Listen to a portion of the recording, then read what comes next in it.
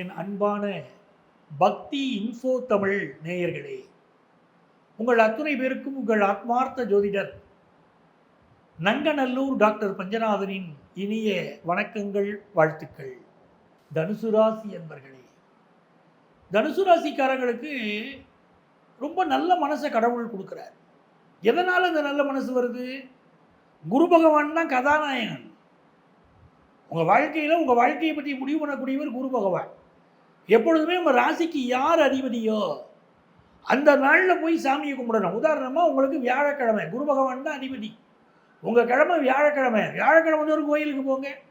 ஒவ்வொரு ராசிக்காரங்களுமே அந்த ராசிக்கு அதிபதி யாரோ அந்த அதிபதியுடைய கிழமை எதுவோ, உங்களுக்கு குரு பகவான் அதிபதினா குரு பகவானுக்குரிய கிழமை குருவாரம் வியாழக்கிழமை.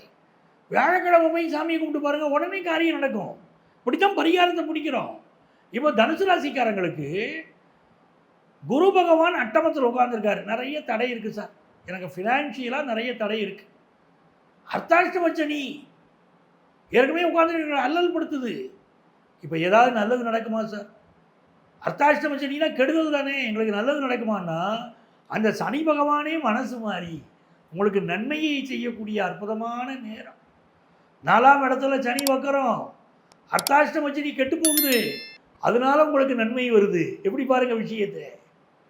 படிப்பில் ஆர்வம் இல்லாத மாணவர்கள், அர்த்தாஷ்டம சனி நடக்கும்போது ஆர்வம் இல்லாமல் போனவங்க, இப்பொழுது இறைவனுடைய அருளால் உங்களுக்கு படிப்பில் ஆர்வம் கூடும், ஞானம் கூடும். புதிய புதிய படிப்புகள் எடுத்து படிப்பீங்க. ஒரு 10th +1 +2 படிக்கிறீங்க, திடீர் வேகம் வரும்.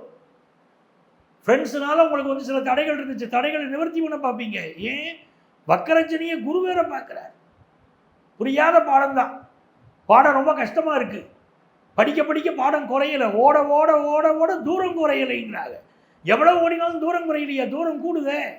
அப்போ என்ன செய்கிறது அப்படின்னா, இந்த காலகட்டத்தில் உங்களுக்கு எப்படி படிக்கணும்னு தெரியும், கான்செப்ட் புரிஞ்சுக்கிட்டு படிப்பீங்க.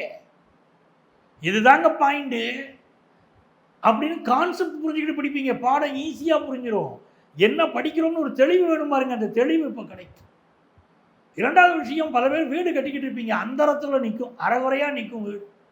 சார் ரூஃபோடு நிற்குது சார், மேலே எடுத்து கட்ட முடியல சார், வீடு அரைகுறையாக நிற்குது சார்னு பல தனுசு ராசிக்காரங்க சொல்லிட்டு இருப்பீங்க. அரைகுறையாக நிற்கக்கூடிய வீடுகளெல்லாம் நீங்கள் எப்போவுமே ஒரு வீடு அரைகுறையாக நிற்குதா, உங்கள் ஜாதகத்தில் சில பாதிப்புன்னு அர்த்தம். உங்கள் ஜாதகத்தை ஜோதிடத்தை காட்டினீங்கன்னா அந்த வீடு ஏன் அரைகுறையாக நிற்குது, அந்த கட்டட கட்டுமானத்தை எப்படி நிவர்த்தி பண்ண முடியும், கட்ட முடியும்னு சொல்லிடுவாங்க. சார் வீட்டில் வாஸ்து குறையாக இருக்கட்டும் சார், 4ல் சனி உட்காந்துருக்கு, வக்கரமாக இருக்குது, சில இடத்துல வாஸ்து குறைன்னு வருவீங்க. எப்படிப்பட்ட வாஸ்து குறையும் நிறைவு பண்ணலாம்? வீட்டை இடிக்க வேண்டாம், உடனே வீட்டை இடிங்க அப்படின்லாம் கிடையாதுங்க. இடிக்காமலேயே ஒரு வீட்டை வாஸ்து தோஷத்தை நிவர்த்தி பண்ண முடியும். இப்போ அப்படித்தான் உங்களுக்கு 4ல் சனி வக்கரம். புதுசாக வீடு கட்டணும்னு நினைக்கிறீங்களா? வீடு கட்ட முடியும். வீட்டில் ஒரு தோஷம் இருக்கா, நிவர்த்தி பண்ண முடியும். சில பேருக்கு வீட்டில் அங்கங்கே சில குறைகள் இருக்கும், ரிப்பேர் ஒர்க் இருக்கும். இப்போ சரி பண்ணுற காலம், சரி பண்ணுங்க, தள்ளி போடக்கூடாது. நாளைக்கு பார்த்துக்கலாம், நாளைக்கு பார்த்துக்கலாம், தள்ளி போடக்கூடாது. படிப்பில் ஒரு பாடம் புரியலையா, ஆசிரியர்கிட்ட கேட்டிங்கன்னா இப்போ பிரச்சனை தீரும்னு இருக்குல்ல, கேளுங்க, நல்லா முன்னேறி வரலாம். இந்த காலகட்டத்தில் திடீர் வருமானங்கள் வரும், நல்ல வருமானம் வரும். செலவு, சுப செலவுகள் நிறைய வருங்க, நிறைய சுப செலவு ஆகும், அதெல்லாம் சந்தேகம் இல்லை. சுப செலவு பண்ணலைன்னா மெடிக்கல் எக்ஸ்பென்சஸ் ஆயிடுது. இதுதான் வித்தியாசம். ஸோ சுப செலவு பண்ணுங்கள். பையனை படிக்க வைக்கிறது, பொண்ணை படிக்க வைக்கிறது, கல்வி தாங்க முக்கியம். படிப்பு, திருமணம் என்ன நல்லது செய்து விடுமோ செய்து விடுங்க, உங்கள் பிள்ளைகளும் நல்லா இருப்பாங்க. பிஸ்னஸுக்கு தேவையான பண உதவி, கடன் உதவி கிடைக்கும். வேலை தேடக்கூடியவர்களுக்கு நல்ல வேலை கிடைக்கும். அதே போல் இந்த காலகட்டத்தில் வேலையில் வருமானமும் கூடும். இதெல்லாம் நல்லா இருக்குது. நீங்கள் வழிபட வேண்டிய தெய்வம் யார் தெரியுமா? சாட்சாத் நாமக்கல் ஆஞ்சநேயர். 2 தெய்வத்தை உங்களுக்கு சொல்ல போகிறேன். ஒன்று நாமக்கல் ஆஞ்சநேயர், இன்னொன்று சேலம் ராஜகணபதி. சேலம் ராஜகணபதி, இந்த 2 தெய்வங்களையும் வழிபடுங்க. அப்படி தெய்வங்களை நீங்கள் வழிபட்டு வருகிற போது, நெய் தீபம் ஏற்றி வழிபாடு செய்கிற போது நீங்கள் நினைச்ச காரியம் கைகூடும், வெற்றி பெறக்கூடிய அற்புதமான நேரம். உடல் நலத்தில் யாருக்கெல்லாம் பிரச்சனை இருந்துச்சோ அந்த பிரச்சனைகள் நிவர்த்தியாக மருத்துவ ஆலோசனை இப்போ கிடைக்கும். இது ரொம்ப நல்ல விஷயம் இல்லையா? ரொம்ப நாளாக கடன் இருந்துச்சு, கடனை அடைப்பீங்க. அதெல்லாம் பெரிய திருப்தியாக உங்களுக்கு வந்துக்கிட்டு இருக்கு. மறைமுக விஷயங்கள், உங்களுக்கு எதிராக நடக்கக்கூடிய சூழ்ச்சிகள், அதை பற்றிய செய்திகள் உடனே வந்து சேரும். அதனால எதிரிகளை வீழ்த்தக்கூடிய உபாயங்கள், தந்திரங்கள் அத்தனையும் செய்வீங்க. இந்த காலகட்டம் மிகப்பெரிய வளர்ச்சியை தருது. ஒரு கம்பெனியை நடத்திக்கிட்டு இருக்கீங்க, போட்டி கம்பெனியை ஜெயிக்கக்கூடிய சக்தி உங்களுக்கு வரும். வல்லமை தாராயோ இந்த மாநிலம் பயனுற வாழ்வதற்கே நாம் பாரதி. உங்களுக்கு அந்த வல்லமை கிடைக்குது. சிம்மராசிக்காரங்க ஓங்கி அடிச்சா 1.5 டன் வெயிட்டு புரிஞ்சுக்கிட்டா போதும், ஜெயிச்சிருவீங்க. இது நல்ல நேரம். யாரை சார் நாங்கள் கும்பிடணும்? யாரை கும்பிட்டா நல்லா இருப்போம்? சாட்சாத் விநாயக பெருமான். ஞாயிற்றுக்கிழமை ஆச்சுன்னா பக்கத்தில் உள்ள கோயிலுக்கு போகணும். விநாயகருக்கு அருகம்புல்லினால் அர்ச்சனை பண்ணணும். அந்த அர்ச்சனை உங்களுடைய தடைகளை போக்கும், வாழ்க்கையை நல்ல விதமாக மாற்றி தருங்க. சனி பகவான் வக்கரச்சனி வாழ்க்கையை தரப்போறாரு, காத்திருங்க. இவ்வளவு நேரம் உங்கள் ராசிக்குரிய வக்கர சனி பயிற்சியுடைய பலன்களை நம்ம பார்த்தோம். அப்போ இந்த வக்கர சனி பயிற்சி காலத்தில் என்ன பரிகாரம் சார் நாங்கள் முழுமையாக செய்யலாம்? எங்களுக்கு பிரச்சனையே இருக்கக்கூடாது. என்ன பரிகாரம் செய்யலாம்? கணவன் மனைவி பிரிஞ்சிருக்கக்கூடிய அளவுக்கு சில குடும்பங்களில் பிரச்சனை இருக்கு. என்ன செய்தால் கணவன் மனைவிக்கு இடையில் இந்த வக்கர சனி காலத்தில் நன்மை நடக்கும் அப்படின்னு கேட்டீங்கன்னா, பிரதோஷ நாட்களில் அல்லது திங்கட்கிழமை சிவபெருமானுக்கு பால் அபிஷேகம் பண்ணணும், தேன் அபிஷேகம் பண்ணணும். இது ரொம்ப முக்கியம்.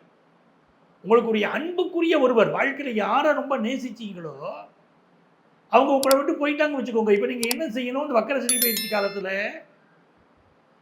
சிவபெருமானுக்கு பால் அபிஷேகம், தேன் அபிஷேகம் செய்து சிவபெருமானுக்கு முன்னால் உட்கார்ந்து ஓம் நமச்சிவாய மந்திரத்தை ஒரு 1008 முறை சொல்லணும்.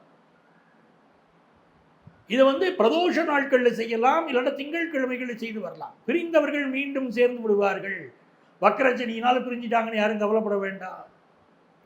சிலருக்கு உடல்நல துன்பங்கள் இருக்கு, எனக்கு வக்கரச்சனியினாலே அப்படின்னு நீங்கள் கவலைப்படுறவங்களா இருந்தால் இந்த காலகட்டத்தில் காகத்திற்கு உணவிடுங்கள்.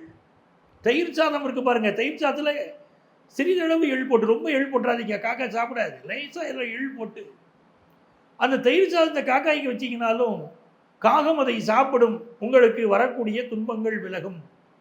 அதே போல் பித்ருக்களுக்கு செய்யக்கூடிய தர்ப்பணம் பண்ணுங்க. அமாவாசை தர்ப்பணம் கொடுங்கள்.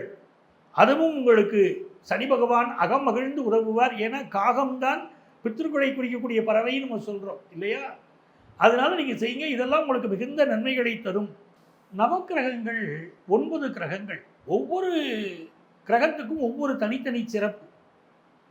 ஒவ்வொரு கிரகமும் நம்முடைய உறவு முறைகளில் ஒரு முறையை சொல்லுது. உதாரணமாக சூரியன்கிற கிரகம் நம்ம வாழ்க்கையில் நம்முடைய அப்பா எப்படிப்பட்டவர், நமக்கு அரசு வேலை கிடைக்குமா அப்படின்னா அந்த சூரியன்கிற கிரகம் சொல்லுது. சந்திரன்கிற கிரகம் தான் நம்ம ஜாதகத்தில் இருக்கக்கூடிய சந்திரன்கிற கிரகம் தான் அம்மாவை பற்றி சொல்கிறது. நம்ம தாய்க்கு நமக்கு இடையிலே இருக்கக்கூடிய அந்த ஆழமான புரிதல் எப்படி, அம்மாவுடைய உடல் நலம் எப்படி இருக்கும், நம்முடைய மனநலம் எப்படி இருக்கும் அப்படின்னு சொல்லும். செவ்வாய்ங்கிற கிரகம் தான் சகோதர உறவுகளை பற்றி பேசுகிற கிரகம். புதன் அப்படிங்கிற கிரகம் தான் நம்முடைய அறிவை பேசக்கூடிய கிரகமாக இருக்கு. நம்முடைய அன்பு நேயர்களுக்கு இதெல்லாம் தெரியும். குரு கிரகம் தான், அந்த குரு என்ற கிரகம் தான் நம்முடைய புத்திர பாக்கியம், நம்முடைய குழந்தைகளுடைய எதிர்காலம் எப்படி இருக்கும் அப்படின்னு சொல்லும். சுக்கிரன்கிற கிரகம் தான் வாழக்கூடிய மனைவி எப்படிப்பட்டவள், நமக்கும் அவருக்குமான வாழ்க்கை முறை எப்படி இருக்கும் காட்டு. எப்படி கிரகங்களை சொல்லிட்டு வருகிற போது சனி என்ற கிரகம் இருக்கு பாருங்க, அதுக்கு மிக மிக முக்கியத்துவம் உண்டு. நம்ம பார்க்கக்கூடிய வேலை எப்படிப்பட்ட வேலையாக இருக்கும், நம்மிடம் பணிபுரியக்கூடிய பணியாளர்கள் எப்படிப்பட்டவர்களாக இருப்பார்கள், நமக்கும் அவங்களுக்கு இடையில் ஒரு புரிதல் இருக்குமா, எல்லாம் சனி பகவான் சொல்லுவார். நீண்ட கால வியாதிகள் நம்ம உடம்புல இருக்கு அப்படின்னு சொன்னால் ஜாதகத்தில் இருக்கக்கூடிய சனி பகவான் வெளிப்படுத்தி விடுவார். இந்த சனி பகவான் அவருடைய போக்கு தான் நம்முடைய வாழ்க்கையிலே நம்முடைய வேலை, நம்முடைய வேலையுடைய போக்கு, நம்ம எப்படி நிம்மதியாக வேலை பார்க்குறோங்கிறதெல்லாம் எடுத்து சொல்கிறார். அந்த சனி பகவான் இப்போ பெயர்ச்சி அடைந்தது உங்களுக்கு தெரியும். ஓராண்டாகுது. கும்பராசியிலிருந்து மீனராசிக்குள்ளே சனி பகவான் பெயர்ச்சி அடைந்து விட்டார். ஆனால் பெயர்ச்சி அடைந்திருக்கக்கூடிய சனி பகவான் இப்பொழுது வக்கரம் அடைகிறார். ஜூலை மாதம் 15ஆம் தேதியிலிருந்து நவம்பர் மாத கடைசி வரைக்கும் சனி பகவானுடைய வக்கர பயிற்சி நடைபெறப் போகிறது. இதுல சில ராசிகள் கவனமாக இருக்க வேண்டியிருக்கு. சில ராசிகள் ரொம்ப சந்தோஷமா வாழலாம். நம்ம ராசிக்கு சனி பகவான் என்ன நன்மையை தருவார் அப்படிங்கிறத தான் நம்ம இதில் பார்க்க போகிறோம். அது என்னங்க சனி பகவானுடைய வக்கரம் அப்படின்னா, மனிதர்களில் வக்கர புத்தி படைத்தவர்கள்னு சொல்கிறோம். நம்ம சிந்திக்கிறதுலேருந்து மாறுபட்டு சிந்திக்கிறாங்க. நம்முடைய நடத்தையிலிருந்து அவங்களுடைய கேரக்டர் மாறுபட்ட கேரக்டராக இருக்குது. நம்ம நல்லது செய்யணும்னு நினச்சா அவங்க கெடுதல் செய்கிறவங்களா இருக்காங்க. இப்படி சனி வக்கர காலம் அப்படிங்கிற போது பொதுவாக மனிதர்களில் வக்கரம்ங்கிறது இப்படி குணங்கள் மாறுபட்டவங்களா இருக்காங்க. இப்போ சனி வக்கரம், அப்போ வக்கரம்னா இந்த சனி பின்னோக்கி வருதா அப்படின்னா, சனி பகவான் பின்னோக்கி எல்லாம் வரல. பூமியிலிருந்து நம்ம பார்க்கிற போது அந்த சனி பகவானுடைய அந்த அந்த கோளுடைய சுற்றுவட்ட பாதையில் சில அசைவுகள் தெரியுது. அந்த அசைவுகளைத்தான் நம்ம வக்கரம்னு எடுத்துக்கிறோம். சனி பகவான் அதே உத்திரட்டாதி நட்சத்திரத்தில் தான் பயணம் செய்ய போகிறாரு. மீன ராசியில் தான் இருக்க போகிறாரு. அவர் ஒன்றும் கும்பராசிக்கு வரல, பின்னோக்கி வராருன்னு நினச்சிடாதீங்க. இந்த வக்கர சனி பயிற்சி காலத்தில் நீங்கள் உங்கள் வாழ்க்கையில் என்ன நடக்கும், நீங்கள் எப்படி இருக்கணும், என்ன பரிகாரங்கள் செய்தால் உங்களுக்கு இந்த வக்கர சனி பயிற்சி காலம் நன்மையை தரும் என்கிறதெல்லாம் இந்த ராசி பலனில் நான் சொல்லிக்கிட்டு இருக்கேன். அதை நீங்கள் கவனிச்சுக்கோ. அன்பர்களே, இந்த பதிவில் உங்கள் ராசிகளுக்குரிய பொதுவான சனி வக்கர பயிற்சி பலன்களை சொல்லியிருக்கேன். உங்களுக்கு முழுமையாக இந்த பலன்களை தெரிந்து கொள்ளணும், உங்கள் வாழ்க்கையில் உள்ள பிரச்சனைகள் தீரணும்னா நீங்கள் எங்களுடைய செல்ஃபோன் நம்பர் கொடுத்துருப்பாங்க. அந்த நம்பரை காண்டாக்ட் பண்ணி ப்ரியர் அப்பாயின்மெண்ட் வாங்கிட்டு என்ன நீங்கள் மீட் பண்ணலாம். சென்னையில் டி நகர்லேயும் நங்கநல்லூர்லேயும் நம்ம ஆஃபீஸ் இருக்குது. நேராக வர முடியாதவங்க ஆன்லைன் கன்சல்டேஷனும் உண்டு. அந்த இதே இன்னைக்கே நீங்கள் தொடர்பு கொண்டு வாட்ஸ்அப்பில் உங்களுடைய பெயரையும் தற்போது வசிக்கக்கூடிய ஊரின் பெயரையும் குறிப்பிட்டு ஆன்லைன் கன்சல்டேஷன் வேணும்னு கேட்டிங்கன்னா எங்கள் ஆஃபீஸ்லேருந்து உங்களை காண்டாக்ட் பண்ணி அப்பாயின்மெண்ட் டீட்டெயில் சொல்லுவாங்க. உங்கள் வாழ்க்கைக்கு வழிகாட்ட நான் காத்திருக்கிறேன். உங்கள் ஆத்மார்த்த ஜோதிடர் ப்ரொஃபஸர் டாக்டர் நங்கநல்லூர் பஞ்சநாதன்.